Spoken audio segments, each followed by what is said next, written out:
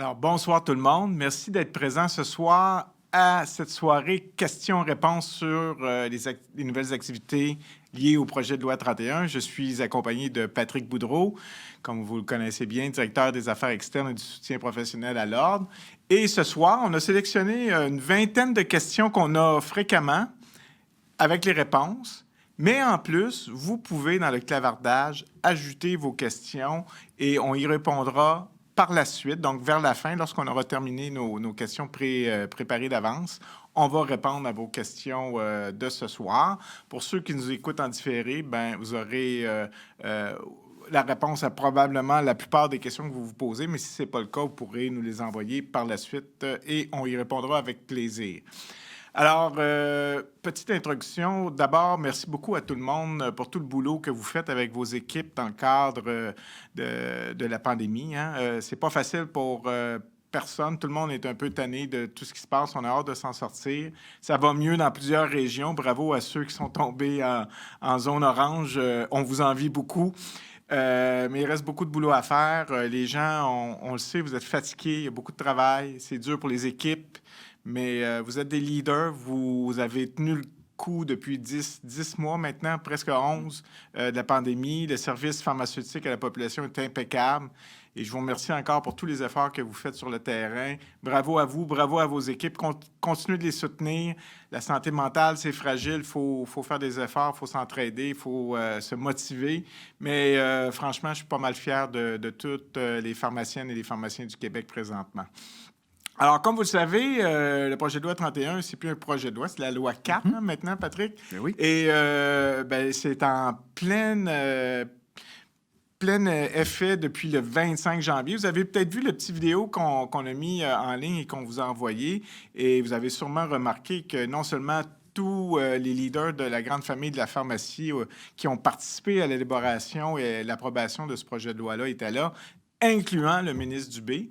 Alors, c'est quand même quelque chose. C'est pas souvent qu'on voit ça, et très certainement en pharmacie, on ne l'a pas vu souvent dans le passé, qu'un ministre nous encourage à utiliser nos pleines activités, et en plus, il a enlevé la franchise de la coassurance qui enlève la barrière pour les patients de recourir à nos services. Donc, je le remercie encore ce soir et je pense que c'est quand même une opportunité incroyable pour la profession de passer à un autre niveau. Ceci étant dit, comme le 20 juin 2015, lorsqu'on a mis en application la loi 41, il ne faut pas stresser avec ça. Il faut prendre le temps de se former, de participer à des soirées comme celle-ci et bien d'autres, des autres associations aussi, et de mettre en place ça étape par étape, activité par activité, patient par patient, pour que jusqu'à un certain point, dans quelques temps, bien, ça devienne une routine, ça devienne pleine partie de la profession. Dans le cas de 41, ça a pris quand même quelques mois, quelques années.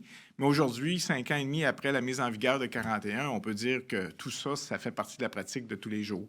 Bien, le projet de loi 31, c'est ça et encore plus. Je pense qu'on en a pour des années à mettre en place ces activités-là et surtout à en profiter pleinement parce que, comme vous allez le voir ce soir et dans d'autres présentations des autres associations également, les possibilités sont quand même assez incroyables. Alors voilà, ce soir, on va répondre à quelques questions, les plus fréquentes. On en aura probablement d'autres et j'espère bien qu'on fera d'autres soirées comme celle-là avec Patrick. Donc, sans plus tarder, on passe déjà à la première question. Et ce soir, moi, j'ai le beau rôle, je pose des questions, mais la star, c'est Patrick, c'est lui qui répond aux questions. Alors voilà, première question. Dans le contexte de pandémie, ça a amené certains assouplissements dans notre pratique. Comme vous le savez, là, dans les premiers mois, on a réussi à avoir bien des assouplissements et de la part du Collège des médecins, qu'on remercie pour leur collaboration, et aussi de la part de Santé Canada au niveau des narcotiques stupéfiants incontrôlés. Par exemple, les infections urinaires, la dysménorrhée, les hémorroïdes, l'intervalle de traitement passé à 4 ans. On avait 1 an avant, et on peut prolonger pour une durée supérieure à la validité de l'ordonnance initiale. Donc, est-ce qu'on va revenir là-dessus, ces assouplissements-là? Est-ce que le délai autorisé pour ça est plus long que le délai prévu de 31? Lequel qu'on prend, Patrick? Qu'est-ce qu'on fait? Alors, écoutez, c'est assez simple parce que les conditions mineures, Bertrand, on les a mis à 5 ans. même l'infection urinaire. Écoutez, on est passé de 1 an à 5 ans. Il y a quelques exceptions qui sont à 2 ans, qui sont c'est la dysménorrhée primaire. C'est aussi dysménorrhée et les hémorroïdes. Pourquoi? C'est pour être certain qu'on ne passe pas à côté d'une néoplasie. Alors, c'est les deux conditions pour lesquelles on peut remonter à 2 ans. Maintenant, vous avez bien raison, dans les premiers jours de la pandémie, bien, on avait, avec le collège, accepté, puis on vous avait dit, vous pouvez remonter jusqu'à 4 ans. Bien, les éléments qui sont à 5 ans, vous pouvez remonter maintenant jusqu'à 5 ans. Les éléments qui sont à 2 ans, bien, écoutez, je viens de vous dire la raison pour laquelle on a mis un peu un 2 ans, c'est pour être certain qu'on ne passe pas à côté d'une maladie plus grave, d'un néo. Alors, bien entendu, pendant la COVID, si le patient a de la difficulté à avoir peut-être son médecin, vous pouvez remonter plus loin que le 2 ans. Vous pouvez aller chercher aussi le 3 ans ou voire même le 4 ans. Ce n'est pas un problème, mais ayez toujours en tête que le 2 ans avait sa raison. Donc, c'est 5 ans. Les conditions que dans 31, on est venu mettre 2 ans, mais pendant la COVID, vous pouvez remonter un petit peu plus loin sans problème en évaluant bien les patients. Et quand la COVID sera terminée et que l'urgence sanitaire sera partie, bien, on reviendra à exactement ce qu'on retrouve dans nos règlements. 5 ans pour toutes les conditions mineures, 2 ans pour les exceptions que je vous ai nommées. Bon, ça me semble très clair, mais clairement, dans des situations comme ça, c'est le service aux patients qui est important. L'accessibilité aux médecins n'est pas toujours facile encore aujourd'hui. Donc, on prend ça en compte. Une autre question qui arrive très souvent. Est-ce que je peux prescrire des bandelettes, des aiguilles pour les tests de glycémie ou encore de l'équipement pour les patients qui sont stomisés, comme les sacs, les collerettes, etc.? Les bandelettes. Écoute, Bertrand, si on n'avait pas réglé ça dans le cadre de 31, là, je pense qu'on ne sortait plus à public. on ne rencontrait plus les collègues, c'est clair. Alors, oui, vous pouvez prescrire les fournitures et les équipements qui sont nécessaires à l'usage approprié des médicaments. Ça ne veut pas dire qu'on peut se mettre à prescrire n'importe quoi, toutes des béquilles, des chaises roulantes ou des orthèses. Pas du tout. On est des pharmaciens, alors il faut qu'il y ait un lien avec l'usage approprié des médicaments. Donc, c'est clair que tout ce qui est équipement, le glucomètre, les bandelettes, les lancettes, c'est tout à fait clair. Même chose si vous avez besoin qu'un patient son Coagucheck, les bandelettes de Coagucheck, c'est tout à fait en lien avec l'usage approprié des médicaments. Lorsqu'on arrive dans les équipements de stomie, bien, on s'éloigne un peu, Bertrand, on s'éloigne un peu de l'usage approprié des médicaments. Alors, pour amorcer et prescrire ça, bien là, on est un petit peu plus loin. De l'autre côté, bien, laissez pas les patients sans rien. Prolonger une ordonnance d'un équipement de stomie le temps qu'il soit revu, ce n'est pas un problème.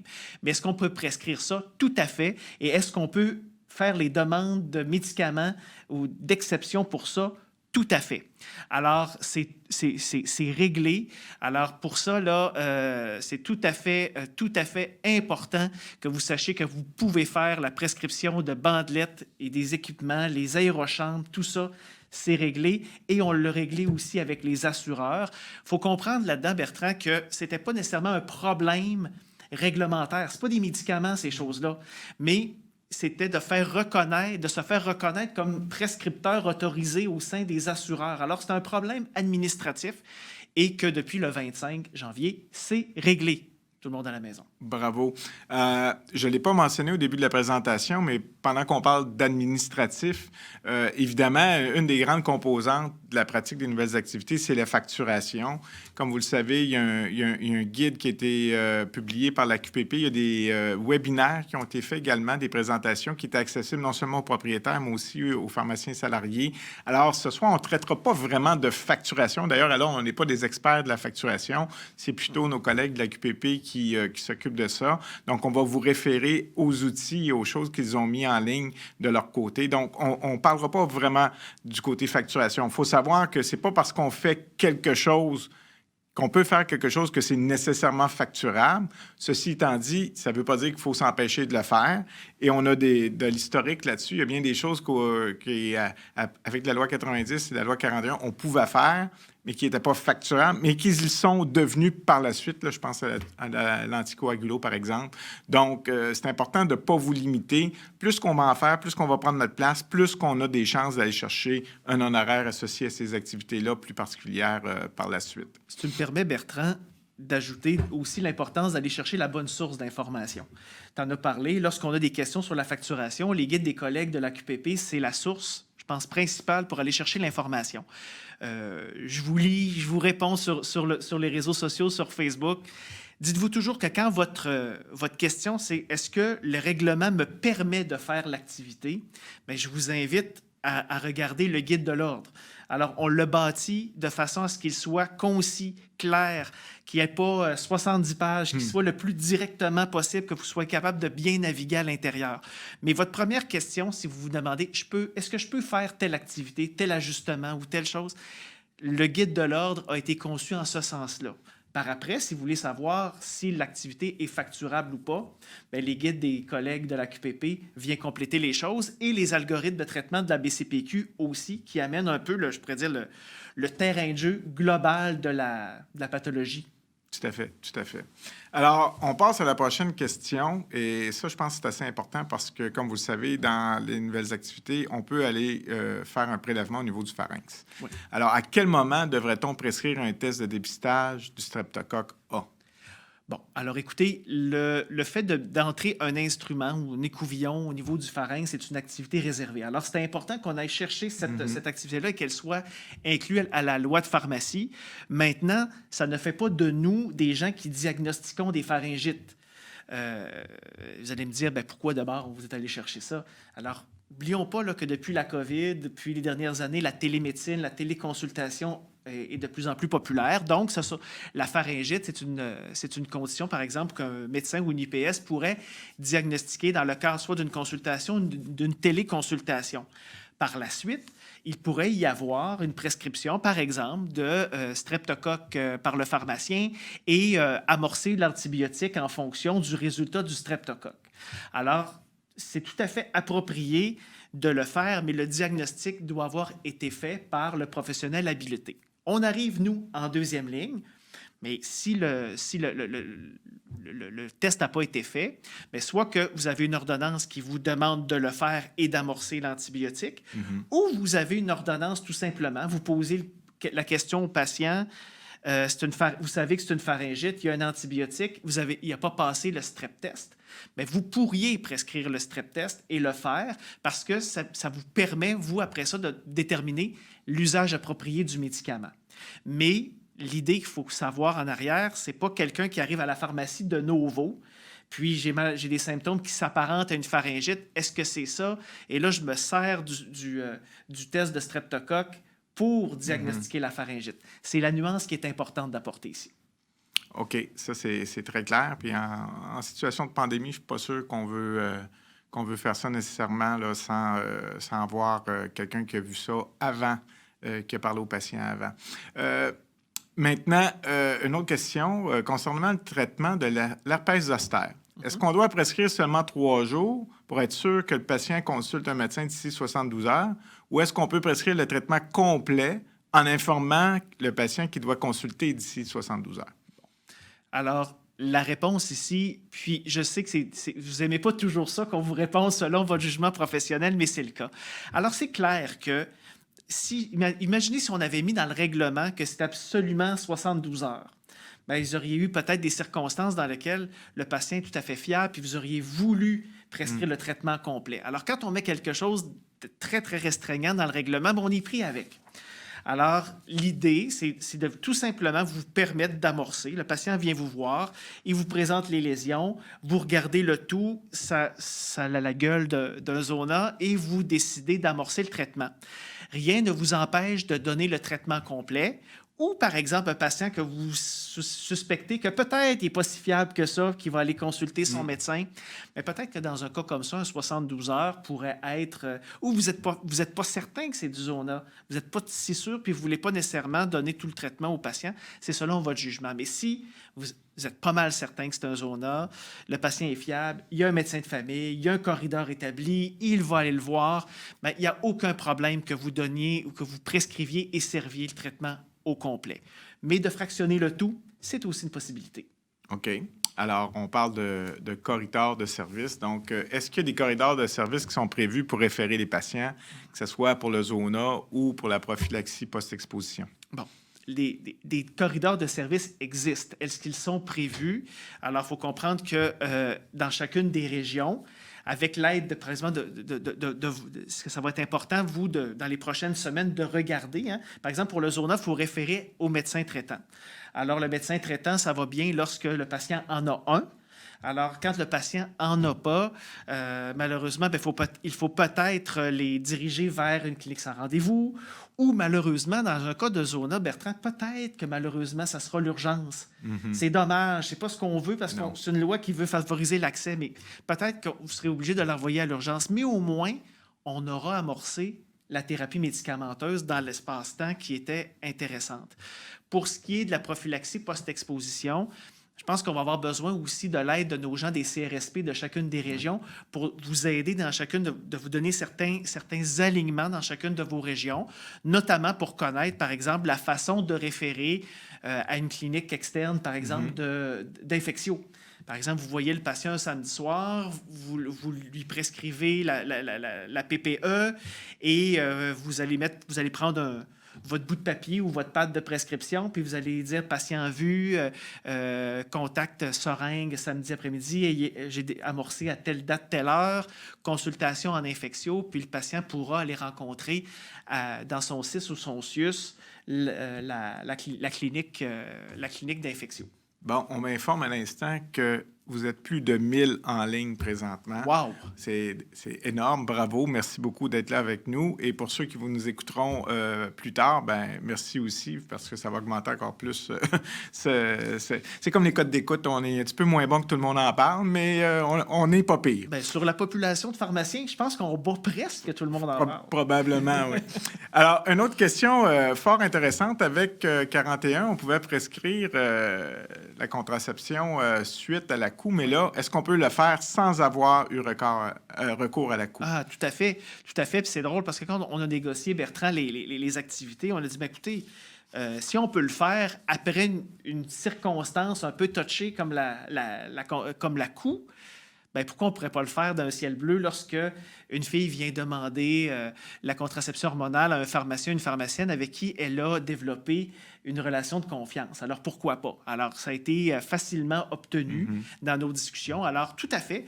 Alors, vous avez votre coût, bien, vous prescrivez post-coût votre contraception hormonale comme on le faisait avant, mais dans un ciel bleu, vous pouvez amorcer sans problème la contraception hormonale pour une fille qui vient vous le demander. Vous pouvez le faire pour une durée de 6 mois que vous pourrez prolonger un autre 6 mois. Donc, la première année pourra être faite par vous.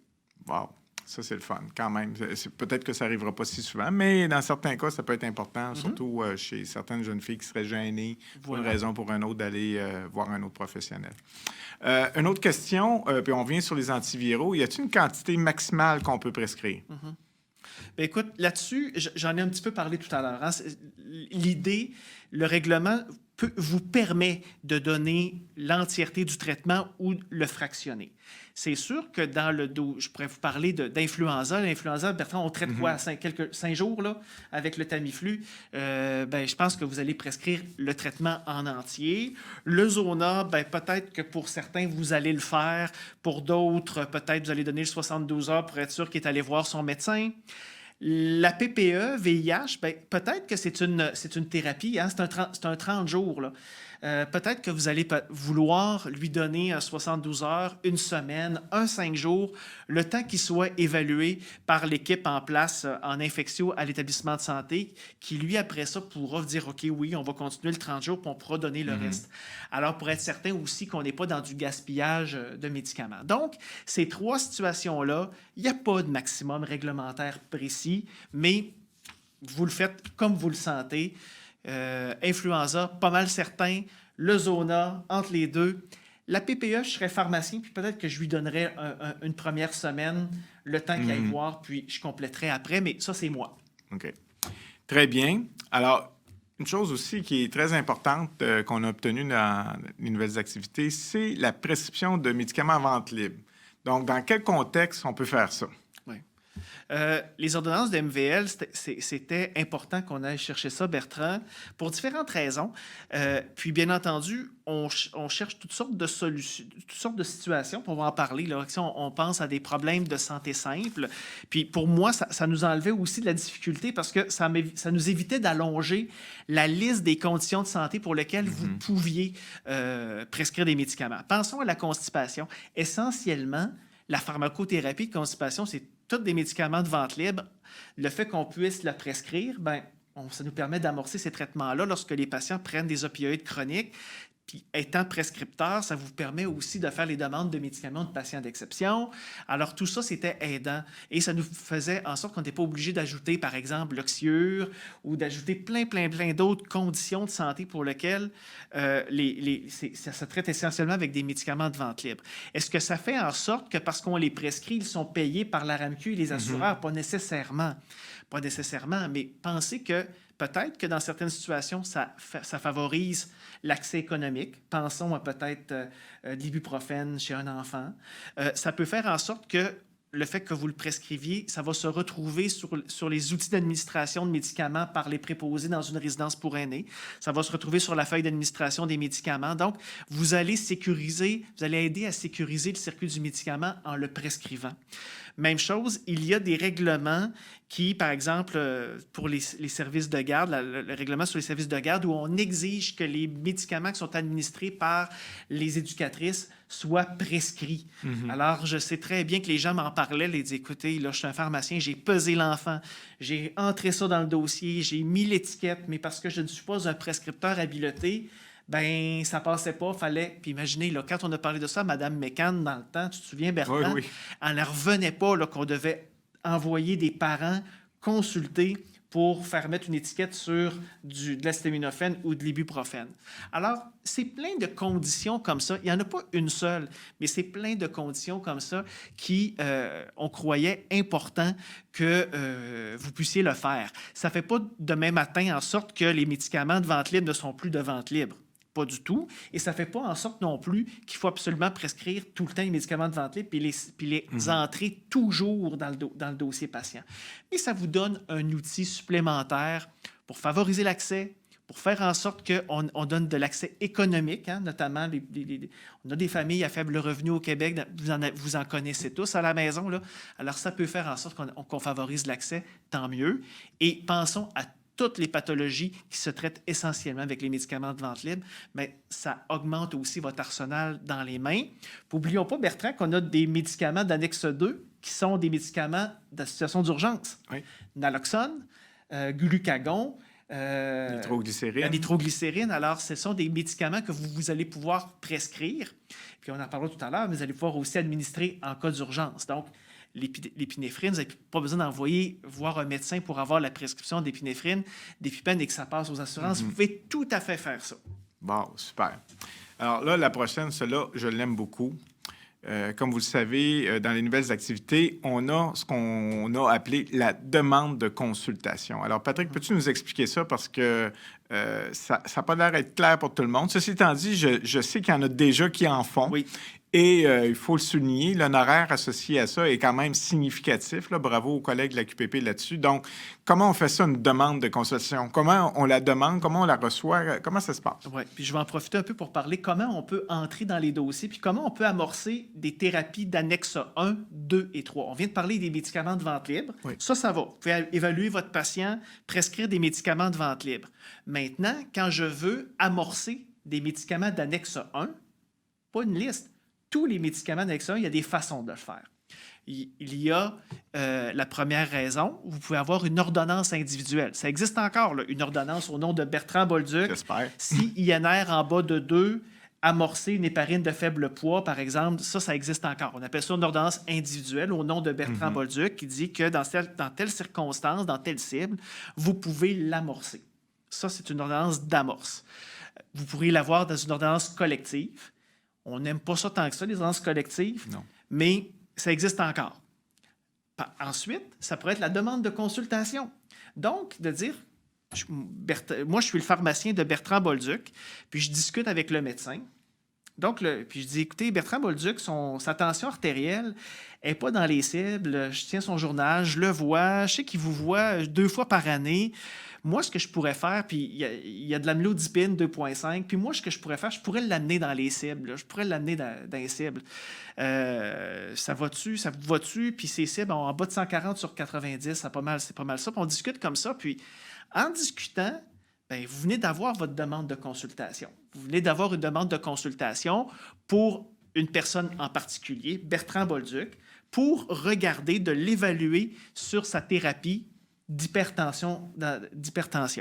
Maintenant, je vais rencontrer Bertrand, je vais l'évaluer, je vais rédiger ma consultation et dans ma demande de consultation, le médecin va me dire s'il veut simplement que je lui donne mon avis sur le traitement de l'hypertension de Bertrand ou il pourrait me dire « Go, vas-y, Prends-la en charge. Prends-la en charge, puis communique-moi là, 2 fois par année où tu es rendu, puis de toute façon, je vais le voir aussi dans le DSQ. » Donc, une demande de consultation. On a tous fait de stage en hôpital, là, puis on parle avec nos docs. On est devenus des consultants, Bertrand. C'est ça. On reconnaît l'expertise du pharmacien dans l'usage approprié des médicaments puis la gestion de la pharmacothérapie. Alors, un médecin, comme il peut demander un cardiologue ou il peut demander un dermato ou un endocrinologue en consultation, mais il peut demander le pharmacien. Alors, ça vient avec un formulaire de demande de consulte, ça vient avec une raison de la consultation. Et nous, quand on reçoit ça, bien, on évalue le patient, on évalue la situation, on fait une analyse, on fait un plan. Et dans le plan, là, j'écrirai pas je vais potentialiser l'amlodipine de Bertrand, je vais y ajouter en deuxième lieu un ISCA, puis après ça ne marche pas, je vais ajouter un bêta-bloquant, puis après ça, la clonidine. Je ne suis pas obligé d'aller sur la 4e ligne. Je pense que je peux donner au départ que dans mes recommandations, je vais potentialiser l'amlodipine, puis plus ou moins un ISCA après. Mais après ça, vous voyez, par la demande de consultation de Bertrand, je sais qui fait quoi. Hein, c'est très clair entre nous, le médecin et le pharmacien. Il n'y a pas de conflit de rôle. Et pour le patient Bertrand, il n'y a pas 4 personnes qui ajustent son amlodipine. Puis que lui, rendu au jeudi, il y a 4 personnes qui l'ont appelé pour monter puis baisser l'amlodipine. Donc, la demande de consultation, ça fait en sorte qu'on entre élégamment dans les dossiers. C'est très clair qui fait quoi. Mais la demande de consultation vient toujours d'un demandeur. Mais il n'y a aucun problème que dans une discussion, vous alliez la chercher, la demande de consultation. Combien de fois à l'hôpital, des demandes de consultation, on a ça en discutant dans l'ascenseur ou dans la cafétéria en bas en parlant d'un patient. Alors, c'est quelque chose qui est possible. Donc, la demande de consultation, ça vient d'un prescripteur, pas uniquement d'un médecin, mais tout prescripteur autorisé à prescrire des médicaments peut vous demander en consultation. Dans un cas comme ça, ça vous permet de ne pas uniquement amorcer des médicaments d'annexe 2 ou 3, ça vous permet d'entrer dans l'annexe 1. C'est ça la beauté de la chose. Mais j'espère, Bertrand, que j'ai clarifié un peu les éléments. N'hésitez pas à réécrire dans le chat. Peut-être qu'on y reviendra parce que c'est sûr que c'est le cœur, Bertrand, de 31. Là. C'est un gros morceau. C'est un gros morceau parce qu'avant, c'était très, très clair comment on pouvait entrer dans les dossiers. Puis là, les gens sont comme surpris. Alors, je peux amorcer? Oui. Mais c'est important de comprendre qu'on peut amorcer toujours, encore une fois, selon une ordonnance individuelle pour amorcer un médicament en particulier. Je pourrais te demander, puis si Bertrand est en haut de 100, par exemple, Bertrand n'a aucun médicament pour la tension artérielle, le médecin peut me demander, par exemple, que si la tension artérielle de Bertrand est en haut de 140 sur 90, d'amorcer de l'amlodipine. Ça existe encore, ça.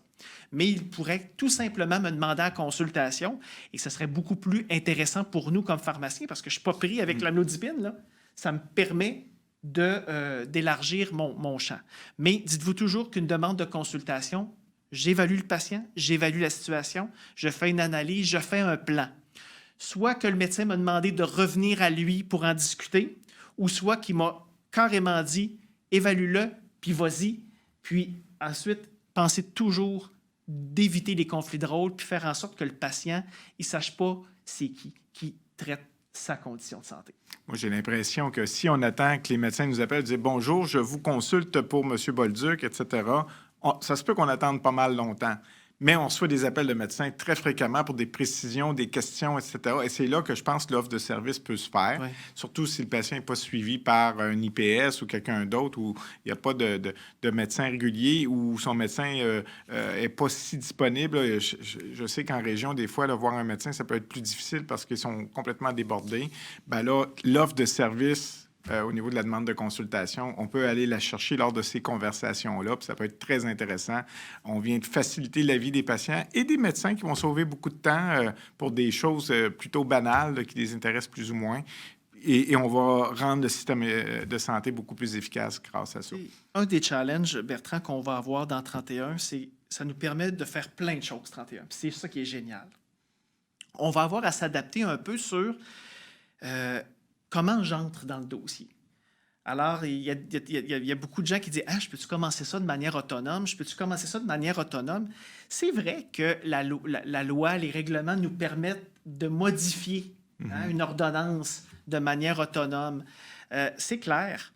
Mais dites-vous toujours, est-ce que mon geste est important de le faire aujourd'hui? Est-ce que c'est pertinent de le faire maintenant? Ou est-ce que j'ai encore le temps de parler à mon collègue médecin ou à ma collègue IPS et peut-être que je suis mieux d'attendre quelques jours, leur parler. Dites-vous toujours que oui, c'est possible. Oui, j'ai la possibilité. Mais pour le bien du patient, est-ce que la discussion avec le reste de l'équipe demeure importante? Est-ce que je peux aller me chercher une demande de consultation? Comme ça, on va établir les rôles de qui? Mais il y avait une personne, je ne sais pas si elle est dans l'assistance ce soir, qui disait cette semaine, j'ai une patiente dépressive, elle a commencé une petite dose d'antidépresseurs, elle lui a passé un PHQ-9, elle a fait une évaluation de la condition du patient, elle a fait un test validé et le patient n'a pas de risque suicidaire. Puis, en attendant qu'elle voie son médecin dans les prochaines semaines, est-ce que je peux ajuster l'ordonnance? Bien oui. Alors, d'une situation comme ça, tu es déjà sur la prochaine question. Oui, c'est ça. Tu devines mes questions, là, bon, c'est grave. Ben écoute, je veux juste saluer cette pharmacienne-là parce que la démarche, elle était exemplaire. Elle avait évalué le patient, elle a mis la condition du patient en avant. Le patient était, c'est un patient qui était orphelin. Fait que le temps qu'on puisse la diriger vers un médecin, elle voulait le prendre en charge, puis elle voulait améliorer, potentialiser sa thérapie médicamenteuse. Puis les patients orphelins, on va en parler dans les prochaines semaines avec nos amis du collège puis les gens du ministère. Je sais que c'est pas facile pour vous autres, mais l'idée, c'est de ne pas tomber dans des conflits de rôle. Oui, tout à fait. Mais dans plusieurs situations, que ce soit des antibiotiques chez les enfants, là, où le poids a été mal calculé, les cibles de tension artérielle qui ne sont pas atteintes, et comme le cas que tu as donné au niveau de la dépression tantôt, ça peut être des opportunités assez intéressantes. Merci. Tu as raison, Bertrand. Puis pour les gens à la maison, il y a des situations qui sont bien claires. Alors, vous avez le mauvais poids pour un enfant, bien, l'ajuster en fonction pour assurer l'efficacité dans ce sens-là où je sais qu'est-ce que je traite, c'est une otite, c'est à tant de milligrammes par kilo au jour. L'enfant, son poids n'était pas bon. Alors, pour vous, je sais que c'est clair à la maison qu'on peut vraiment ajuster.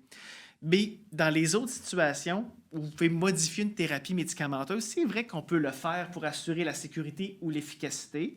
Dites-vous toujours, est-ce qu'il y a une urgence ou une pertinence de faire la modification de la dose ici et maintenant, où le patient, par exemple, va être vu peut-être dans une semaine et peut-être que je peux diriger le patient et ça peut attendre. Donc, possibilité, mais on ajoute la pertinence du geste. Good. Prochaine question. Pouvez-vous clarifier les modalités ou la démarche à suivre concernant l'amorce d'une thérapie pour le traitement de la gonorrhée et de la chlamydia d'une personne visée par un programme du M3S pour le traitement accéléré des partenaires? Oui. Important, je vais vous donner le numéro 1, là, les gens à la maison, là. Si, lorsqu'on vous nomme le programme du ministère pour le traitement accéléré des partenaires, si ça ne vous dit rien, vous devez, aller lire qu'est-ce que c'est. Le programme du traitement accéléré des partenaires, c'est un programme bien spécifique qui fait que lorsque les il y a des contacts anonymes du porteur principal, là, le code K. Là. Lorsque ces gens-là ne veulent pas venir dans le réseau, ne veulent pas venir se faire dépister, ne veulent pas venir se faire traiter, dans des cas comme ça, on pourrait avoir une ordonnance qui est anonyme et pour laquelle le pharmacien pourrait amorcer. Si vous allez lire le programme de traitement accéléré des partenaires, notre rôle comme pharmacien de ces gens-là, c'est de tenter de les amener dans le réseau, de les amener pour être testés pour d'autres ITSS, pour l'hépatite, pour le VIH. C'est ça notre rôle de professionnel de la santé. Et je pourrais dire, là, si dans le bas de l'algorithme, le patient veut vraiment, vraiment pas aller se faire tester, alors dans un cas comme ça, on pourrait individualiser l'ordonnance qui est en blanc, mais pour lequel le médecin a déjà prescrit. Ça ne fait pas en sorte, Bertrand, là, qu'on se met à prescrire pour la gonorrhée chlamydia, là, comme ça, des patients qui viennent à la pharmacie. Il faut que ça soit vraiment dans le cadre du traitement accéléré des partenaires. Il y a déjà des documents sur le site du ministère et il y a aussi des documents et des clarifications, notamment des capsules web pour vous, les pharmaciens, qui vont arriver dans les prochaines semaines là-dessus. Good. La prochaine est intéressante. Je pense qu'on l'a vu sur le groupe Facebook cette semaine. Concernant l'amorce d'un traitement pour traiter certaines situations, prévenir des problèmes de santé simples, quelles thérapies peuvent être prescrites? Par exemple, pour la gestion des nausées et vomissements, est-il possible de prescrire un traitement pour un patient atteint du cancer en cessation tabagique? Est-ce qu'il y a des limites quant au traitement pouvant être prescrit? Exact. Alors, je vais faire de l'itération sur ce qu'on a dit tout à l'heure. Vous pouvez prescrire des médicaments d'annexe 2 et annexe 3. Les médicaments de vente libre, Bertrand, là, c'est réglé. Maintenant, il fallait se donner des mécanismes pour pouvoir avoir accès aux médicaments d'annexe 1. Alors, on s'est parlé tout à l'heure de la demande de consultation. C'est un moyen. Je vous ai parlé des ordonnances individuelles d'amorce, mais il y a nos conditions mineures, hein? On peut toujours bien traiter une infection urinaire avec des médicaments PR.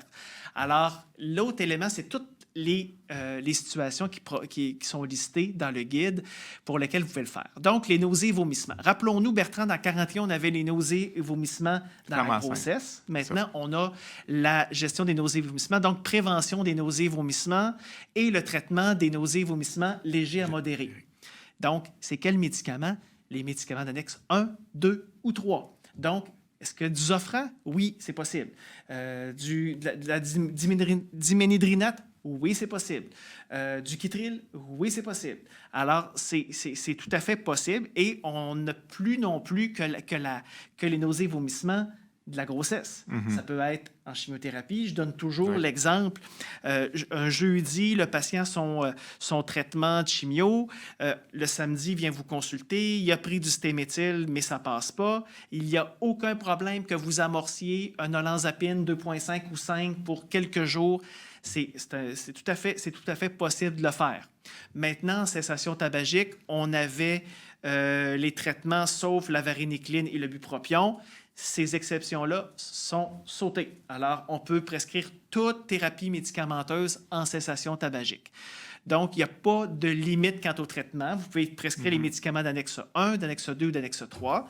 Maintenant, vous évaluez vos patients et vous documentez votre dossier et vous faites votre suivi. Et voilà. Donc, traitement nausées, vomissements, Bertrand, on a dans les nouveautés, là, on a la contraception hormonale, on a la cessation tabagique, on enlève les restrictions qu'on avait, on ajoute tout ce qui est volet RGO, RGO dyspepsie. Alors, vous n'êtes plus obligé uniquement de travailler avec les médicaments de vente libre. Vous pouvez même ajouter maintenant les médicaments sous ordonnance. Quand on parlait avec le collège, ce qu'on disait, c'est que quand vous les rencontrez, vous faites ça, l'essai de 4 semaines à l'IPP. Puis il me disait, oui, ce qu'on va faire, c'est qu'on va pouvoir le faire en pharmacie. Et si le patient n'est pas bien soulagé avec l'essai de 4 semaines à l'IPP, on va vous l'envoyer. Puis vous prendrez le patient à sa deuxième ligne de traitement. Il faut bien noter, pas de substance désignée pour l'instant. devenir des practitioners, donc des praticiens autorisés. C'est un dossier sur lequel on continue de travailler, mais c'est pas terminé. Comme vous le savez, dossier fédéral, c'est toujours très, très long. Même si on a l'exemption sous 56 présentement qui a été prolongée jusqu'en septembre prochain, où on peut jouer un peu plus, on n'est pas encore rendu à pouvoir faire ça avec les substances désignées. Tout à fait. Merci, Bertrand, de l'ajouter. Là, on ne peut pas amorcer des substances désignées pour le moment. Prochaine question. Pour un patient sous warfarine, est-ce qu'on doit toujours fonctionner avec une ordonnance collective ou est-ce que désormais on peut décider si un patient nécessite une héparine de faible poids moléculaire et amorcer nous-mêmes le traitement? Bon, alors je vous ai dit tout à l'heure que les outils pour pouvoir amorcer les médicaments, c'est l'ordonnance individuelle d'amorce. Ça peut être une ordonnance collective, ça peut être la demande de consultation ou pour les amis en GMF et en établissement de santé, la pratique en partenariat. Donc, le patient qui est sous Coumadin, vous ne pouvez pas décider d'amorcer l'héparine de faible poids comme ça. Mais, cependant, vous pourriez peut-être aller chercher votre demande de consultation. Hein, ça pourrait être ça. Vous allez chercher la demande de consultation. Puis, à la fin, dans votre plan, de dire, Coumadin, pour viser INR entre 2 et 3 ou entre 2,5 et 3,5, ça, c'est selon la situation. Et prévoir tout de suite que amorcer héparine de faible poids moléculaire si INR en bas de 2. Alors, ça peut être dans votre demande de consultation. Vous pourriez le faire. Mais sinon, c'est quand vous avez, par exemple, un transfert de patient pour ajuster le Coumadin vers vous, puis là, vous avez l'ordonnance d'ajustement, peut-être penser à ce moment-là de tout de suite aller vous chercher l'ordonnance d'amorce pour l'héparine de faible poids. Maintenant, s'il y a eu une omission de donner les cibles thérapeutiques, maintenant, vous pouvez utiliser les cibles qui sont scientifiquement reconnues, à moins que le prescripteur vous les mentionne. Dans le cas du Coumadin, habituellement, c'est intéressant de savoir c'est quoi la condition, puis d'avoir nos cibles. Mais dans le cas que je vous donnais tout à l'heure, je connais bien Bertrand, je connais ses antécédents. Si le médecin ne me met pas les cibles thérapeutiques d'hypertension, il l'oublie, je ne suis pas pris où est-ce que l'ordonnance devient caduque et je ne peux pas le faire. Alors, je peux les déterminer sans problème. Mais de convenir avec nos collègues de cible demeure une excellente pratique. On ne vous décourage pas à le faire.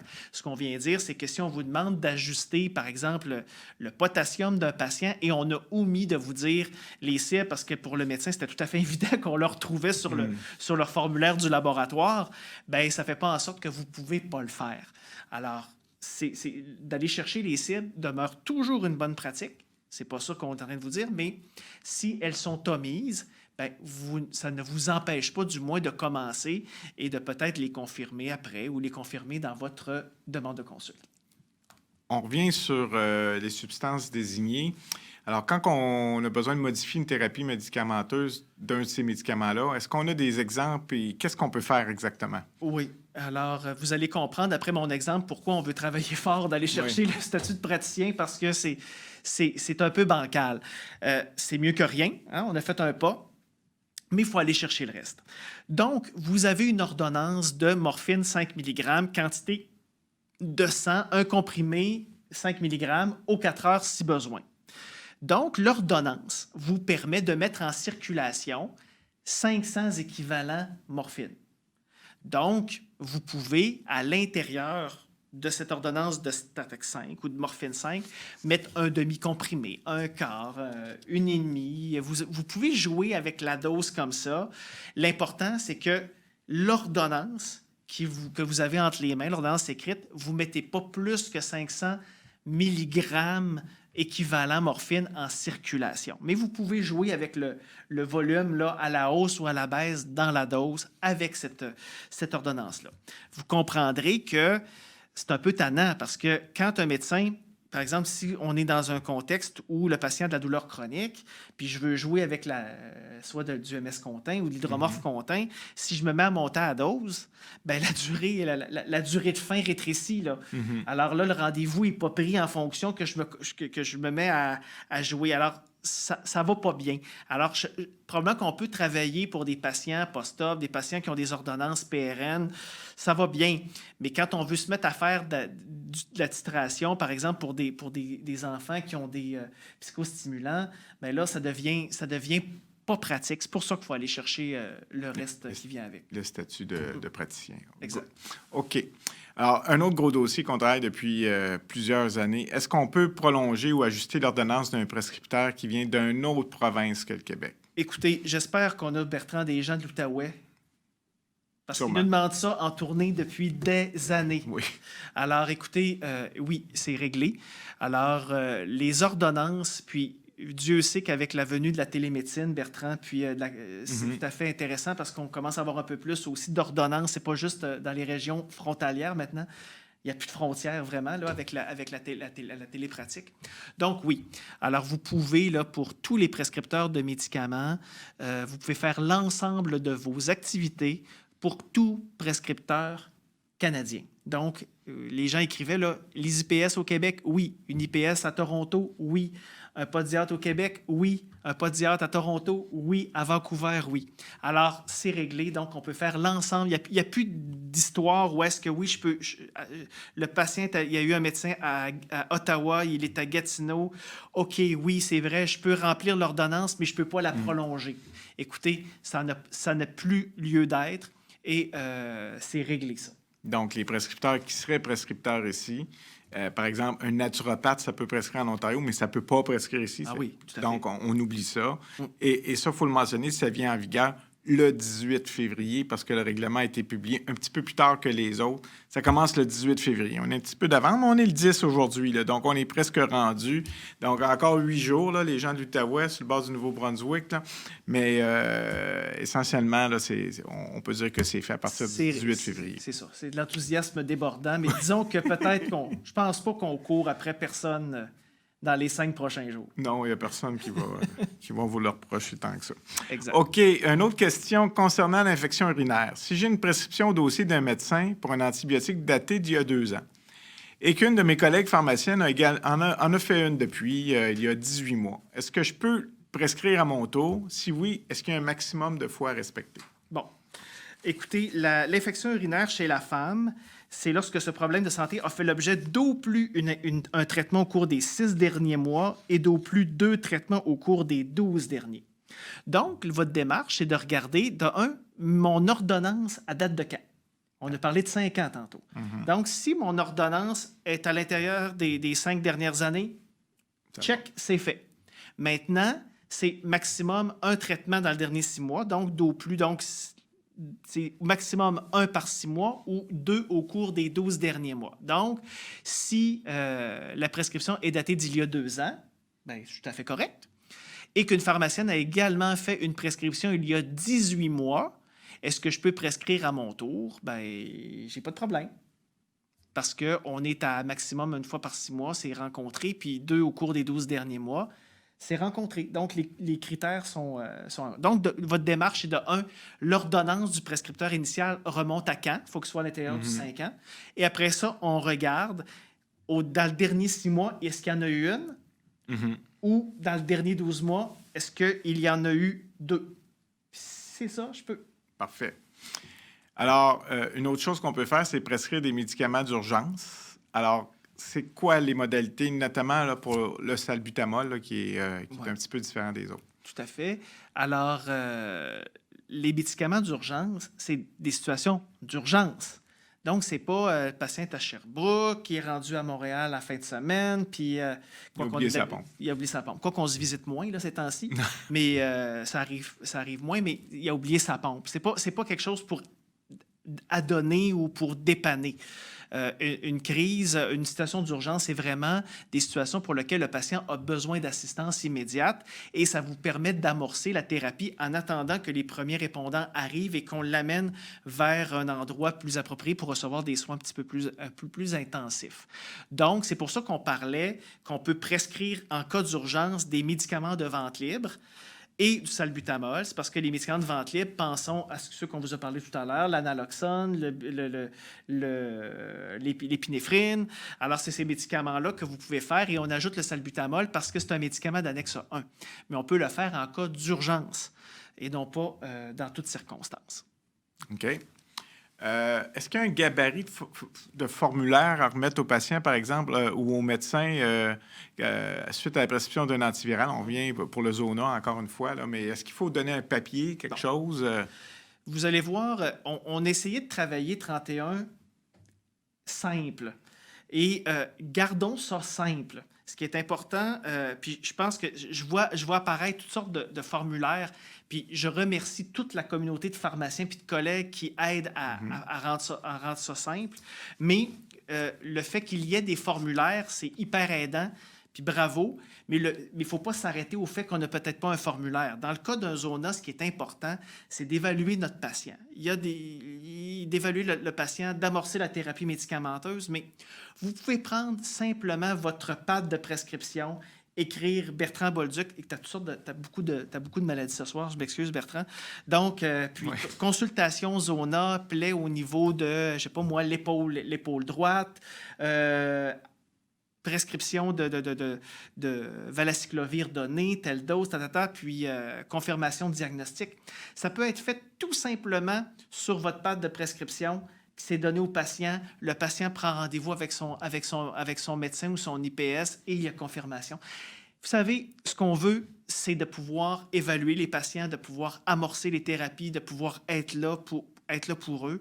Après ça, le formulaire, on n'a pas besoin de chercher midi 14 heures. On peut garder ça simple dans ces circonstances-là. Parfait. De toute façon, nos coordonnées sont toujours aussi sur l'étiquette du médicament. Là, le médecin pourrait nous rappeler pour être sûr ou confirmer des choses. Voilà. Un autre des aspects fondamentaux là, du projet de loi 31, c'est ce qu'on appelle l'entente de partenariat, la pratique en partenariat. Donc, peux-tu expliquer aux gens dans quelles circonstances ça peut être réalisé, puis peut-être donner un exemple là, pour l'illustrer? Oui. Alors, écoutez, l'entente de partenariat, tout à l'heure, on tombe encore dans les situations, puis on va être itératif, là, les situations dans lesquelles on peut amorcer des médicaments d'annexe 1. Dans quelles circonstances je peux me mettre à prescrire évaluer mes patients et prescrire des médicaments d'annexe 1? Je répète, donc une ordonnance individuelle d'amorce, une ordonnance collective, la demande de consultation, donc la demande de consultation qui m'est demandée d'un prescripteur, et ça, c'est peu importe, Bertrand, le milieu de pratique. Une demande de consulte, ça peut être en établissement de santé, ça peut être en GMF et ça peut être en communautaire. Mais en établissement de santé, bien, écoutez, en établissement de santé, il n'y a aucun problème de dire, moi, là, je travaille tellement de manière intense avec mon groupe de médecins, soit en CHSLD ou soit en oncologie, que, écoutez, là, c'est tellement clair, on s'est déjà assis entre nous, l'offre de soins que le groupe de pharmaciens va faire pour ces patients-là est bien définie. Par exemple, en oncologie, notre offre de soins, là, c'est que l'ajustement des doses de chimio en fonction de insuffisance rénale, insuffisance hépatique, que tout le traitement de support de gestion des effets secondaires entourant la chimiothérapie, les pharmaciens gèrent ça et on le fait pour les 25 chaises de la salle de traitement. Bien, écoutez, on va s'asseoir avec la gang de doc, puis on va dire, vous ne me demanderez pas en consultation 1 à 1 pour chacun des patients. On va se faire un document, on va se faire une entente de partenariat dans laquelle on va venir dire, voici les clientèles que je vais traiter, voici les circonstances pour lesquelles je vais entrer dans les dossiers pour amorcer et ajuster les thérapies médicamenteuses. Et on va dire aussi dans quelles circonstances je vais avoir besoin de l'aide de mes collègues médecins. On est bon, des fois, les pharmaciens, pour vraiment dire, écoutez, je vais faire ci, ça pour vous autres. Mais dans une entente de partenariat, il faut aussi venir dire à quel moment j'aimerais ça que mes collègues médecins arrivent dans le dossier et viennent m'aider. Comment, quand un patient réagit ou ne va pas bien, ou je suis allé peut-être au bout de mes ressources, bien, il faut qu'il soit vu, il faut qu'il soit vu dans un temps imparti. Puis après ça, bien, peut-être que le médecin, une fois qu'il va l'avoir évalué, bien là, je vais être capable de continuer. Donc, l'entente de partenariat, ça permet de faire exactement les mêmes activités qu'une demande de consultation, Bertrand. Ça nous permet d'amorcer des médicaments d'annexe 1, de les modifier, d'ajouter des thérapies médicamenteuses. Mais au lieu de le faire un pour un, ça me permet de le faire pour une clientèle de patients qu'on partage en commun. Pourquoi? Parce qu'on a une clientèle en commun et qu'on pratique de manière régulière ensemble et parce que l'on partage le même dossier. Alors, c'est important parce que si on veut c'est les deux conditions. Partager la clientèle, Bertrand, et aussi partager le même dossier patient. C'est pour ça que la demande, l'entente de partenariat, elle est elle s'applique en GMF et elle s'applique en établissement de santé. Mais les collègues en communautaire ne perdent pas au change parce que ça n'amène pas plus d'activité, ça donne pas plus de droits ou ça n'amène pas plus d'activité le fait que je sois en demande de consultation ou en entente de partenariat. Alors, c'est un peu ça. Et il n'est pas exclu que ça puisse se faire en communautaire, dans des situations, dans des endroits particuliers où, moi, je connais plein d'endroits au Québec où il y a une seule pharmacie puis une seule clinique médicale où les médecins, avec l'accord du patient, pourraient donner accès au DME, aux pharmaciens, pour que ça se fasse. Puis il y a des situations où les pharmaciens communautaires servent des milieux précis aussi où ça pourrait se faire avec un partage justement du même dossier. Donc, c'est pas exclusivement pour les gens de l'établissement, beaucoup plus facile pour eux, évidemment. En GMF, c'est un naturel, hein, quasiment, là, parce que justement, les pharmaciens, en plus de travailler ensemble, sont sur place. Mais ça pourrait aller jusqu'en communautaire dans certaines situations où l'organisation des soins le permet. On peut peut-être rajouter des sous-questions tout de suite là, qui concernent la pratique en partenariat parce qu'on les a. Là. Donc, est-ce qu'en établissement, les lois, les activités loi 31-41, est-ce qu'il faut que ça soit adopté par le CMDP avant d'être mis en place? Le règlement ne le prévoit pas. Cependant, ça peut être intéressant pour un chef de département de pharmacie de bien les faire connaître, de bien faire connaître ces offres de soins, de les déposer, par exemple, au département ou au service médical avec qui on va travailler et aussi au CMDP. Même chose, ça pourrait être intéressant pour certaines activités de venir l'inclure aux règles d'émission et d'exécution des ordonnances. Ça pourrait tout à fait être intéressant parce que vous voyez là aussi comme nous, on est ensemble, on est plus de 1000 là, peut-être ce soir à se parler de ça. Bien, les collègues, ces choses-là, peut-être qu'ils les connaissent un peu moins. Alors, pour les entrées dans vos activités d'établissement de santé ou en GMF, bien, peut-être qu'il y a des présentations à faire, il y a du lobby à faire. Mais le règlement n'oblige pas de faire entériner vos ententes de partenariat par le CMDP. Les déposer pour info pourrait être une belle opportunité de faire connaître ce que vous pouvez apporter pour les patients. Et c'est l'instance, le CMDP, c'est l'instance qualité de l'hôpital, qualité des soins. Puis ça peut être tout à fait intéressant comme groupe de pharmaciens de venir se positionner dans des pratiques agiles, des pratiques de qualité et aussi de faire en sorte que c'est le bon professionnel qui a la bonne expertise au bon moment pour le bon patient. Et là, on a une question qui va nous permettre peut-être de mesurer jusqu'où on peut aller. Donc, une question, dans une entente de pratique collaborative en établissement, est-ce qu'on peut prendre en charge les signes et symptômes respiratoires jusqu'où on est à l'aise, par exemple, pour ajuster les bronchodilatateurs, les antibiotiques, etc.? Ouais. Écoutez, ce qui est intéressant là-dedans, c'est que je vais faire un wrap-up de quelques affaires qu'on est allé chercher. On peut évaluer la condition physique ou mentale d'un patient. Donc, on avait une activité d'évaluation qui disait qu'on pouvait évaluer la thérapie médicamenteuse. On se faisait reprocher que dans notre libellé, on ne parlait pas du patient. Alors maintenant, on peut évaluer la condition physique ou mentale d'un patient, mais pas dans toutes circonstances, afin d'assurer l'usage approprié des médicaments. Et aussi, on peut demander tout test de laboratoire ou tout test approprié pour assurer l'usage approprié des médicaments. Donc, lorsque je lis la question qui nous est présentée, est-ce qu'on peut prendre en charge les signes et symptômes respiratoires? Bien, si c'est pour assurer l'usage approprié des médicaments, que le pharmacien est formé, hein, parce que du moment où on demande, où on évalue un patient, c'est qu'on est formé pour en ramasser le résultat. Alors, si la personne sait comment l'évaluer, elle est formée et on est dans le contexte d'ajuster ou d'évaluer la thérapie médicamenteuse, oui, on peut aller jusque-là. Donc, dans notre mémoire, d'ailleurs, Bertrand, si tu te souviens, le mémoire qu'on avait présenté en commission parlementaire, on avait choisi délibérément un code de clinique d'insuffisance cardiaque où le pharmacien vérifiait, par exemple, le godet ou auscultait, pas pour diagnostiquer un édème aigu du poumon, pour s'assurer que le Lasix, que le furosémide, que la thérapie médicamenteuse qui était mise en place était appropriée et bien ajustée. Donc, est-ce que je suis en train de vous dire que demain matin, tout le monde doit faire des examens physiques aux patients? Ce n'est pas ça que je vous dis du tout. Mais ce que je vous dis, c'est que vers où, un jour, on pourra s'en aller comme pharmacien. Puis, bien entendu, dépendamment de nos milieux de pratique, dépendamment de nos pratiques, ça va varier, mais la portée peut nous amener jusque-là. Alors, on a une autre question qui est bien importante et qui réfère à une activité spécifique aussi. Là.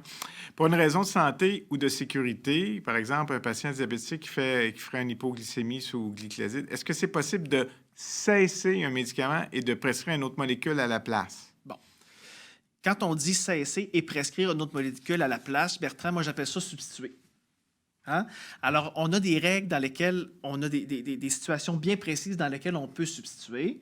Et là, ça va être notre clin d'œil à nos amis de la PPSQ qui sont allés en commission parlementaire et qui ont amené la condition de santé de substitution pour lesquelles on est dans des situations d'urgence.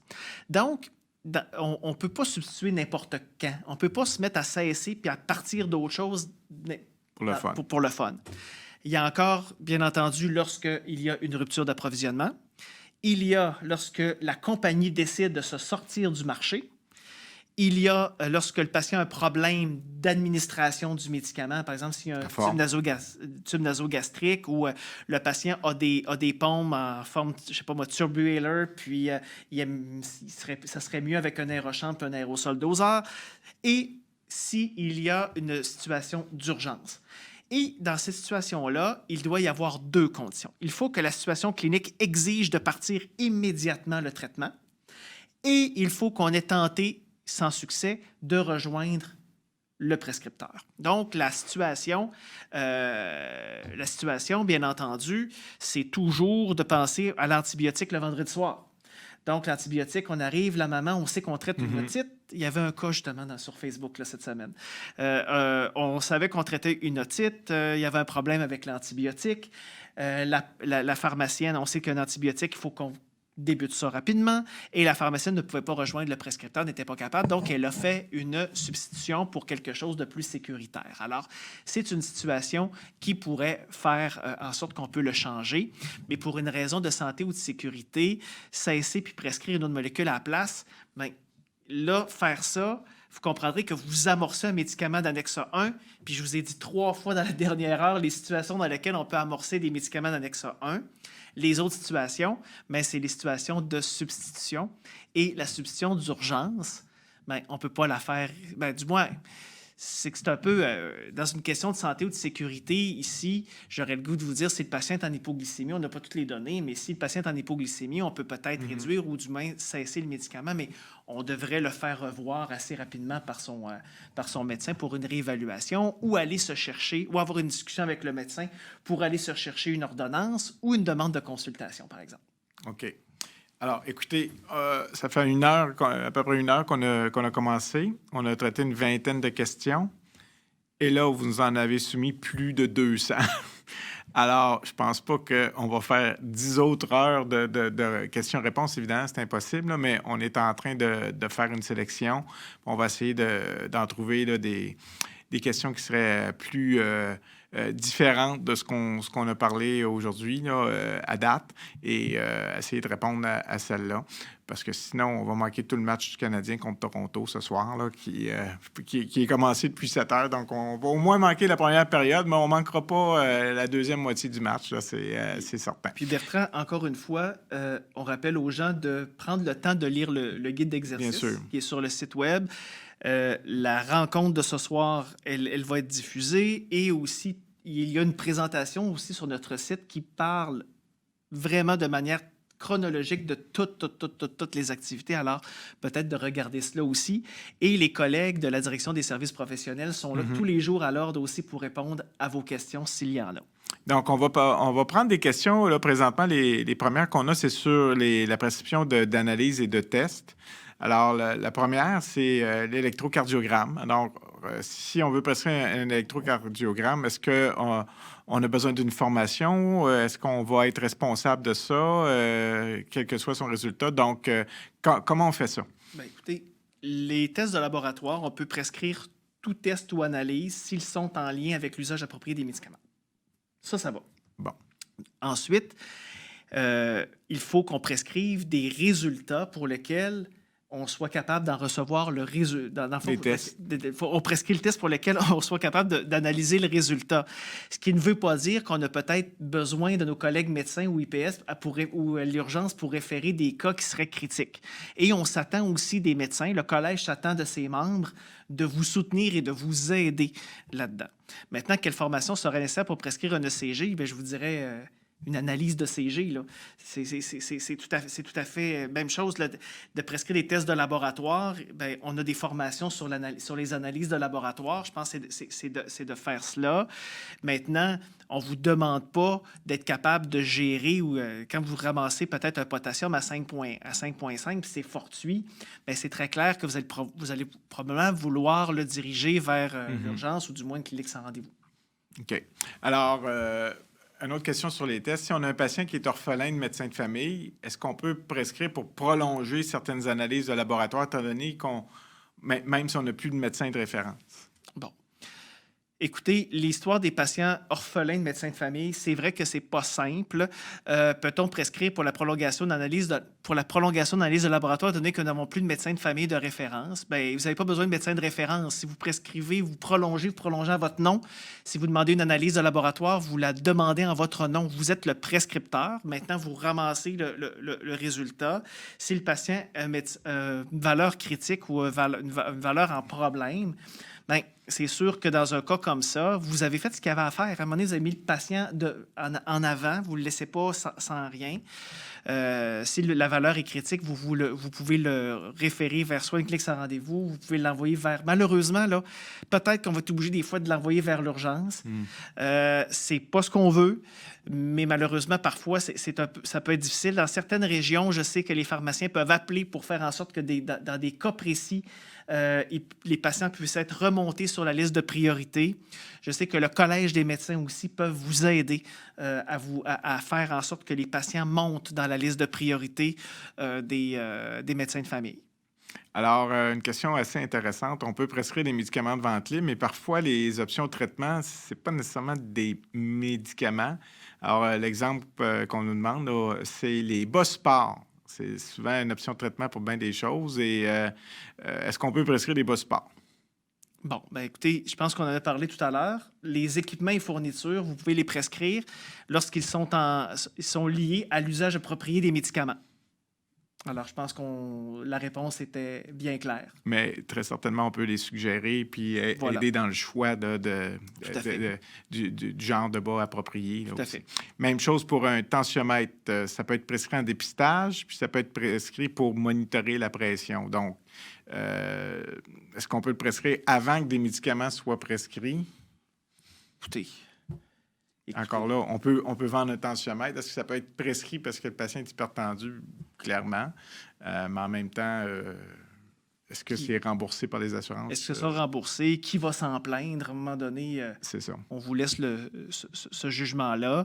Mais l'important, il faut comprendre que là, quand on tombe dans ces éléments-là, j'espère que vous pensez qu'au départ, on ne pouvait pas pantoute en prescrire. Là. Mm-hmm. Là, on est allé chercher la prescription. Il faut toujours penser que notre travail comme pharmacien, c'est en lien avec l'usage approprié des médicaments. Puis après ça, bien, est-ce qu'on sort un peu... C'est pas coupé au couteau, c'est pas 2 chiffres à plein de points, ça. Là. Si une patiente est déjà sous contraceptif et que madame veut changer de moyen de contraception à cause d'effets secondaires ou pour favoriser l'observance, est-ce qu'on peut changer pour un autre contraceptif de manière autonome?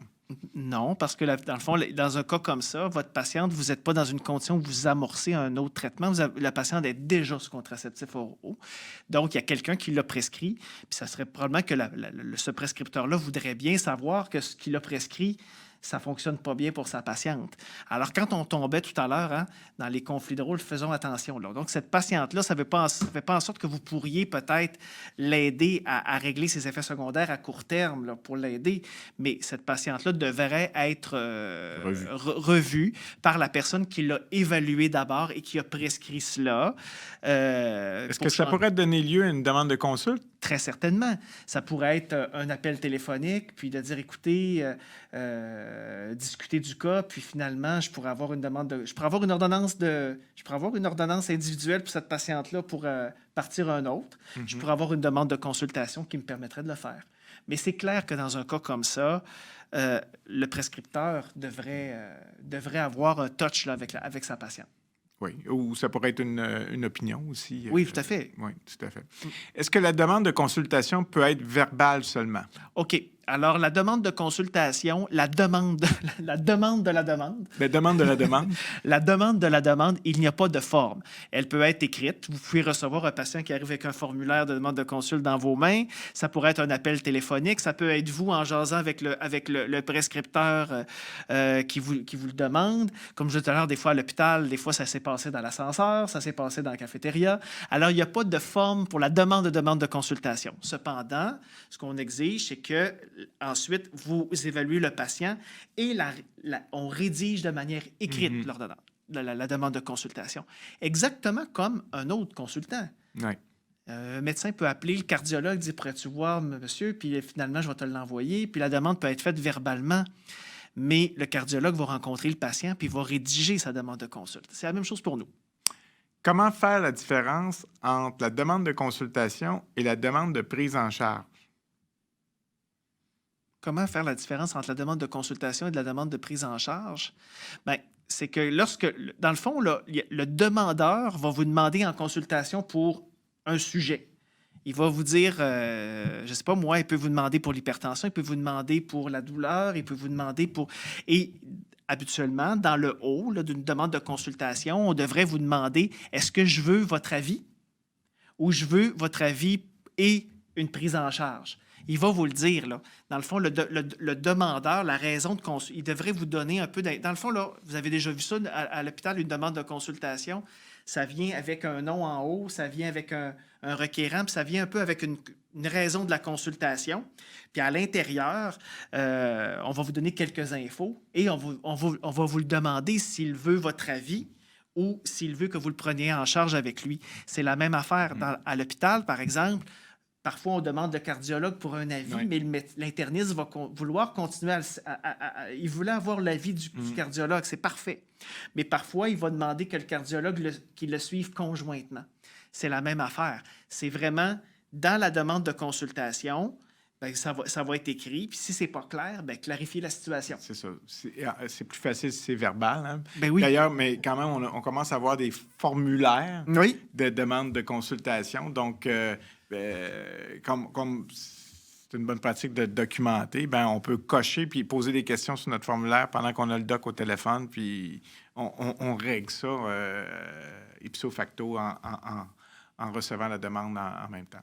Alors, une autre question qui est intéressante, est-ce que le patient pour lequel on a obtenu une demande de consultation devient désormais notre patient pour tous ces autres médicaments? Pas nécessairement. Ça va dépendre de vous, ça va dépendre de votre relation, de votre évaluation avec le patient. Ça va dépendre de ce que le patient désire. Ça pourrait faire en sorte qu'on vient chercher peut-être juste votre expertise. Par exemple, vous avez une expertise pointue en diabète et le médecin vient vous demander vraiment juste une... Il sait que vous avez une expertise pointue en douleur, par exemple, et on demande une consultation à vous là-dessus. Vous pouvez peut-être juste demander, donner votre avis sur la consultation, mais le patient pourrait, après ça, la réponse de la consultation pourrait retourner vers le prescripteur, puis le patient, après ça, le médecin fait l'ordonnance, puis il va à sa pharmacie. C'est pas impossible. Bien entendu, en pharmacie communautaire, j'ai l'impression que dans la plupart du temps, le patient va se présenter chez son pharmacien pour lequel il a l'entièreté de ses soins et services pharmaceutiques, mais il n'y a rien qui empêche qu'un pharmacien en communauté pourrait recevoir une demande de consultation, puis le patient faire l'ordonnance. Ça pourrait même faire en sorte que vous fassiez l'ordonnance, puis il va ailleurs. C'est pas impossible. Alors, dans 41, on pouvait ajuster selon les cibles. Là, maintenant, on peut ajuster. Et on a plusieurs questions sur est-ce qu'il est possible d'ajuster la dose d'un médicament pour atteindre une cible sans avoir parlé au médecin? C'est quoi une cible pour certaines choses, comme la douleur neuropathique, par exemple? Donc, comment on fait ça, ajuster un médicament pour atteindre les cibles si on n'a pas jasé avec le prescripteur? Alors, c'est sûr que 31, Bertrand, il nous permet de faire plein de choses. Maintenant, il y a, la possibilité, puis il y a comment on le fait, puis comment on fait ça élégamment, puis comment on s'assure de mettre le patient à l'avant et qu'on ne devienne pas 4-5 prescripteurs confondants dans le dossier des patients. Ayez ça en tête. Donc, vous avez une situation qui est devant vous. Par exemple, on parle de douleurs patients avec des douleurs neuropathiques. Donc, il y a déjà une thérapie médicamenteuse. Pensons qu'il y a de la prégabaline dans le dossier et le patient, il y a de la douleur, la dose est faible. Bien là, moi, j'évaluerais mon patient. Puis là, bien entendu, je dirais peut-être que c'est une douleur qui semble neurologique. Ma prégabaline n'est pas à dose potentialisée. Je vais dire, monsieur, qui gère votre douleur? Bien, c'est mon médecin. Vous le revoyez quand? S'il le revoit dans une semaine, est-ce que vous avez des discussions avec lui? Est-ce qu'il vous appelle régulièrement? Ou il y a le pharmacien du GMF, par exemple, qui le gère la douleur. Si le patient ne le sait pas, ou son rendez-vous, c'est très clair que c'est dans 6 mois, bien, peut-être que dans un cas comme ça, vous avez peut-être un move à faire. Vous avez peut-être une opportunité de faire l'ajustement en attendant, pour mettre en avant le besoin du patient, essayer de le soulager, puis en attendant de peut-être avoir une discussion avec le médecin, puis de vous offrir à avoir votre demande de consulte. Donc, oui, ça nous permet de faire de manière autonome un ajustement, mais regardez toujours si est-ce que je deviens la 5e roue du carrosse ou je deviens un professionnel vraiment qui permet de le faire. Si le patient il est super bien entouré pour ses glycémies, puis il y a un appel une fois par semaine par l'infirmière du GMF, puis il y a un pharmacien aussi alentour, bien, peut-être que de m'embarquer dans le dossier, je deviens plus confondant que d'autres choses. Peut-être que ce patient-là, il faut que je le dirige vers ses professionnels habituels. C'est peut-être ça, mais donc, ça vous permet de le faire. Maintenant, évaluez le patient. Si le patient, il y a une pertinence de faire un move rapide ou de faire un ajustement rapide, bien, ça peut être intéressant, mais allez chercher un peu autour qui traite le patient pour ne pas devenir en conflit de rôle. C'est le message principal que je vais vous lancer ce soir. OK. On vient sur le traitement du reflux gastro-œsophagien. On comprend qu'on peut prescrire un IPP si c'est notre choix, c'est notre jugement, pour un essai de 4 semaines. Ensuite, le patient doit contacter le médecin s'il n'est pas soulagé. Mais qu'est-ce qu'on fait si ça marche, c'est soulagé? Qu'est-ce qu'on fait pour le continuer? Est-ce qu'on fait une opinion, on appelle le médecin? Comment on marche? Bien, pour l'IPP, vous pouvez prescrire l'essai de 4 semaines. Ensuite, habituellement, on devrait tenter de l'arrêter. Hein? On devrait tenter de l'arrêter. Si ça ne fait pas, bien là, c'est parce que vous comprendrez que là, on tombe dans la clinique. Là. J'aurais le goût de vous dire, bien, je vais essayer de voir si avec les médicaments de vente libre, peut-être que j'ai cicatrisé au niveau de l'estomac, au niveau de l'œsophage avec ma prescription d'IPP de 4 semaines. Peut-être que je suis capable d'avoir le dessus avec mon médicament de vente libre pour la suite des choses en PRN. Et si, malgré ça, ce n'est pas possible et que le patient revient, bien là, je vais le référer. Oui. Mais au moins, lorsque le médecin fait faire votre opinion, vous pouvez le référer vers son médecin. Et à ce moment-là, le médecin, lorsqu'il le verra, bien, saura qu'un test de 4 semaines qui aura été fait. Dans le fond, la première étape de traitement a été faite. Là, lui, il est déjà rendu à la 2e. Fait que le patient a sauvé une visite médicale, puis le médecin, il prend un cas qui vaut une consultation médicale. Voilà. Clairement. Donc ça, c'est assez intéressant aussi de voir que pour la plupart des conditions mineures comme ça, on peut faire la première étape que le médecin aurait faite de façon assez rapide, de toute façon, sans creuser trop. Une autre question. Je n'ai pas l'impression que la même approche pédagogique sera faite auprès des membres du Collège des médecins. La connaissance des détails de cette nouvelle loi est primordiale afin de donner son plein potentiel et donc pouvons-nous comprendre qu'autant d'enseignement sera fait auprès des médecins ou est-ce qu'il nous appartiendra individuellement de faire cet enseignement, ce qui pourrait retarder de façon importante l'impact de ces nouveaux pouvoirs? J'ai le goût de dire que si vous croyez que le fait que vous-même vous fassiez des présentations à vos collègues médecins, ça pourrait retarder de façon importante l'impact. Au contraire. Bien sûr que non. Bien entendu, on va travailler avec les membres du collège. Je peux vous dire que pour avoir eu ça, ils ont été extrêmement collaborateurs, extrêmement ouverts et c'est génial. Et c'est pour ça qu'avec l'équipe, le regroupement des pharmaciens en GMF, on a travaillé une présentation que vous pouvez retrouver sur le site web de l'Ordre et que vous pouvez utiliser. Alors, écoutez la présentation de Manon Lambert sur le site, écoutez la période de questions, utilisez la présentation qui a été développée avec le regroupement des pharmaciens en GMF qui est sur le site de l'Ordre et utilisez-la pour aller rencontrer vos médecins. Faites des lunchs. Là, on ne peut pas luncher, Bertrand, en vrai, là, mais Non. faites un Zoom le matin, en fin de journée, le midi. Allez présenter votre offre de soins. Allez présenter ces opportunités-là que vous pouvez faire. Vous ne pouvez pas imaginer l'impact que vous avez, vous, avec vos équipes médicales, autant en GMF, autant en établissement de santé. Je le dis aux gens de la peste, puis je l'ai dit à mes anciens collègues d'établissement de santé. Prenez ces présentations-là, allez parler avec votre gang de médecins à l'étage, votre gang d'oncologues, la gang des internistes, les médecins en CHSLD. Allez présenter dans vos GMF, dans vos cliniques médicales. Partez avec le set de diapos et allez dans vos propres mots parler de ce que vous pouvez faire et offrir pour les patients. Vous sous-estimez le pouvoir que vous avez entre vos mains de convaincre les docs. Écrire le collège ou nous, quand on écrit à 9000 personnes et on écrit à 25 000 personnes, ça a son effet, mais jamais, jamais, jamais, jamais autant que si vous preniez l'affaire. Donc, Oui. On a notre rôle, Bertrand. Absolument. Les CRSP ont leur rôle au niveau régional.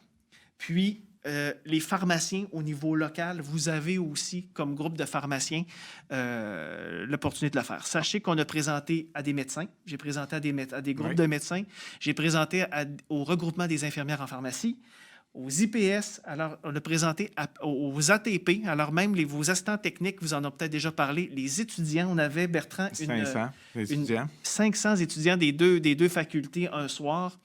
Alors, écoutez, vous êtes là plus de 1000 ce soir. Je pense que l'idée, là, c'est de se l'approprier. Je peux peut-être comprendre que demain, on n'est peut-être pas prêt ou pas sûr demain matin de partir avec les slides, rencontrer les collègues médecins. Mais décantez tout ça, lisez les guides, écoutez tout ça, prenez les diapos qui sont offerts à vous. Mais de grâce, sédulez-vous dans les prochaines semaines, prochains mois, une rencontre avec vos collègues locaux. C'est sûr qu'on lance un appel aux collègues en GMF parce que c'est nos ambassadeurs auprès des médecins à tous les jours. Ils ont la présentation, ils les connaissent, les médecins, les IPS, donc ils peuvent faire ces présentations-là. Il faut comprendre aussi qu'on est dans une situation particulière. Nous, on a une charge de travail élevée. On a le stress de la pandémie. Dans les GMF, dans les cliniques médicales, c'est la même chose. Puis c'est pire parce qu'ils ont à peu près toutes perdu leurs infirmières qui ont été relancées, qui sont dans des cliniques de détection, qui sont tournées dans les hôpitaux, etc. Donc, les ressources en clinique médicale, en GMF, sont plus là comme ils étaient. Les médecins, écoutez, toute l'aide qu'ils peuvent avoir est appréciée. Sachez aussi, Patrick l'a dit, la collaboration avec le Collège des médecins, non seulement dans le cadre du projet de loi 31, a été exceptionnelle, mais elle se poursuit.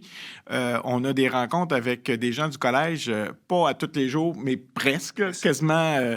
On est au comité clinique du M3S 3 fois par semaine avec les gens du collège et du ministère. Donc, la collaboration se fait. Je vous rappelle que pour la loi 41 2015, si vous vous souvenez, on avait un comité conjoint de suivi, de monitorage, au cas où il y aurait eu des problèmes. Est-ce qu'on a parlé de comité de suivi pour 31? On va le partir quand même. Mais je pense pas qu'il va durer longtemps. Très longtemps. Mais vous savez, vous avez parlé de questions de patients orphelins ce soir. Vous avez parlé peut-être que C'est régler ces problèmes. Il faut régler ces problèmes-là. Ou, par exemple, là, des fois, c'est difficile. J'entends encore des collègues là, qui disent t'as demandé ton test de laboratoire, là, il est critique, organise-toi. Ça, là, c'est pas acceptable. Et j'ai pas besoin de convaincre le collège pour dire que c'est pas acceptable. Et le collège, vous avez vu, ça n'a pas été compliqué de les convaincre dans les dernières semaines de sortir sur la demande de courtoisie envers vous. Alors, ça a été demandé. Mais vous savez, quand le collège envoie un message comme ça à 27 000 personnes, ça l'atterrissage qu'il faut bien s'attendre. On ne peut pas penser que tout le monde va avoir lu ça, il va changer son comportement demain. Mais ne sous-estimez pas ce que vous pouvez faire au niveau local. Donc, il y a des opportunités. Oui. n'est pas nécessaire de se lancer là-dedans 8 heures par jour à partir de demain matin, mais tranquillement, prenez votre place, vous avez des outils. Oui. Il y a plusieurs organisations, les associations, la QPP, la PPSQ, le regroupement des pharmaciens en JMF ont sorti plein de trucs. Certains CRSP ont des outils aussi extraordinaires. Des compagnies privées vont faire des formations, on va en faire nous autres aussi. Plein de trucs. On a du temps. Oui. On a le temps de mettre ça en place. On en a pour des années à aller chercher le maximum de toutes ces activités-là. Donc, pas de stress, beaucoup d'opportunités. Il faut y aller à notre rythme avec notre organisation du travail puis ce qu'on peut prendre avec tout ce qui se passe, évidemment. Mais bon, je pense que ça va nous permettre de passer une pratique extrêmement intéressante pour tout le monde. On va pouvoir faire plus de choses pour les gens. Les gens vont nous faire encore plus confiance qu'ils le font déjà. Depuis le début de la pandémie, s'il y a une place où le service de santé, où les soins sont solides, c'est en pharmacie, les gens le savent et ils font confiance, ils vous aiment beaucoup et je pense qu'on les sert très, très bien. Alors, écoutez, on va arrêter la période de questions ici. Le Canadien mène 1-0, donc ça, c'était une autre bonne nouvelle. Pour demain, ceux qui nous écouteront en différé, vous aurez le score complet. Mais autrement, je vous remercie beaucoup d'avoir été là. Continuez de nous envoyer vos questions si on n'y a pas répondu ce soir. Et écoutez, bonne chance, lâchez pas. Continuez votre super travail, puis une excellente fin de soirée et une bonne journée à tout le monde. À bientôt, tout le monde. Salut!